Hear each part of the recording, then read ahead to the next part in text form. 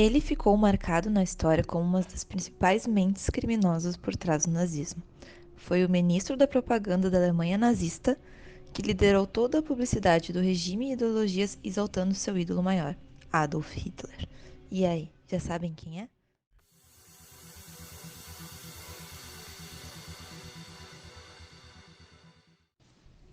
Paul Joseph Goebbels nasceu em 29 de outubro de 1897, perto da cidade de Düsseldorf, no oeste da Alemanha.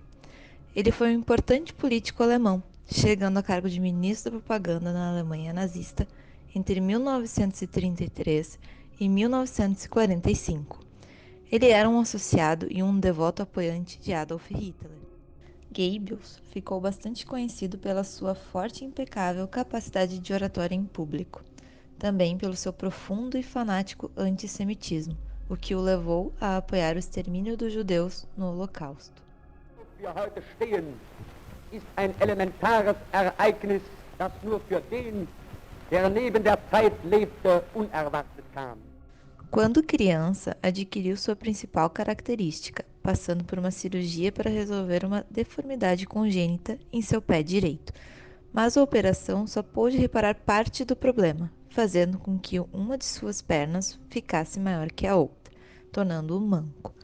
Por esse motivo, inclusive, ele não pôde se alistar no exército e participar da Primeira Guerra Mundial. Goebbels, que ambicionava ser escritor, obteve o grau de doutor em filosofia pela Universidade de Heidelberg em 1921. Passou então a escrever textos próprios e chegou até a escrever um livro, mas nenhuma editora da época aceitou seus manuscritos por considerá-los radicais demais. O jovem, então, resolveu publicar os textos de forma independente, vendendo poucas cópias, mas para as pessoas certas. Foi depois disso que ele entrou em contato com o Partido Nazista, em 1924, onde trabalhou na sua delegação do Norte. Em 1926, foi nomeado líder distrital por Berlim, onde começou a interessar-se pela utilização da propaganda para promover o partido e o seu programa. Após a chegada ao poder do nazismo em 1933, o Ministério da Propaganda de Goebbels rapidamente conseguiu o controle absoluto da imprensa, arte e informação na Alemanha. Era um particular adepto em usar a recente rádio e os filmes para fins de propaganda. Os temas centrais eram o antissemitismo, ataque ao bolchevismo e, após o início da Segunda Guerra Mundial, a tentativa de moldar a moral do povo. Foi ele que, em abril do mesmo ano, criou uma campanha com o intuito de queimar livros subversivos, o que representavam ideologias opostas ao nazismo. As obras de autores alemães ou estrangeiros eram recolhidos pelo governo e queimados em praça pública, em meio a multidões. Goebbels era responsável não apenas pelas propagandas do governo, mas também por supervisionar o trabalho da imprensa e controlar os bens culturais que chegavam à Alemanha. A ideia de Goebbels era criar um debate moral, mostrando que livrar o mundo das pessoas com defeitos era também acabar com o sofrimento.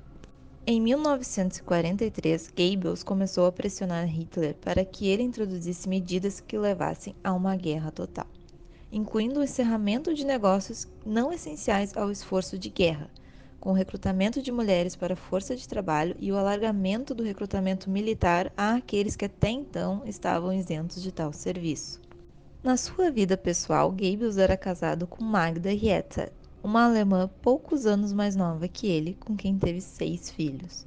O casal se conheceu graças ao Partido Nazista e recebeu bênção de Hitler, que foi o padrinho de casamento dos dois.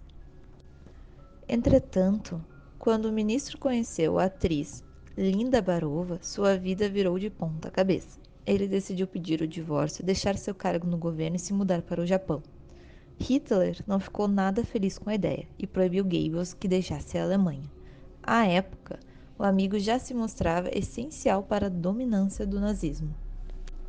Hitler então comprou uma passagem só de ida para Barova e mandou-a para outro país, enquanto pediu a Goebbels para dar uma segunda chance à sua esposa.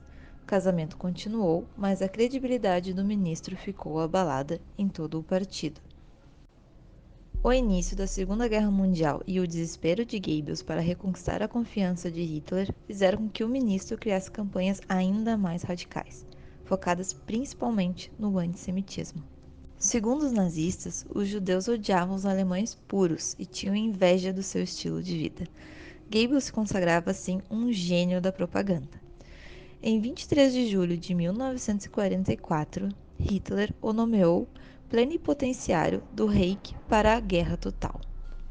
Já no fim da Segunda Guerra Mundial, Goebbels e Hitler conseguiram convencer a população de que os bolcheviques da União Soviética eram judeus infiltrados que queriam destruir a Alemanha.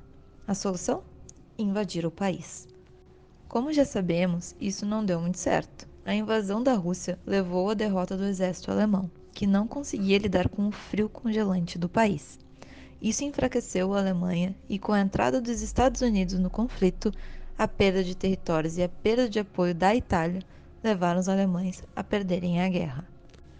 À medida que a guerra se aproximava ainda mais do fim e a Alemanha nazista se encontrava perante a derrota, Magda e seus filhos juntaram-se a Goebbels em Berlim, indo para Formenka, parte do complexo de bunkers do Hitler, em 22 de abril de 1945. Hitler suicidou-se em 30 de abril.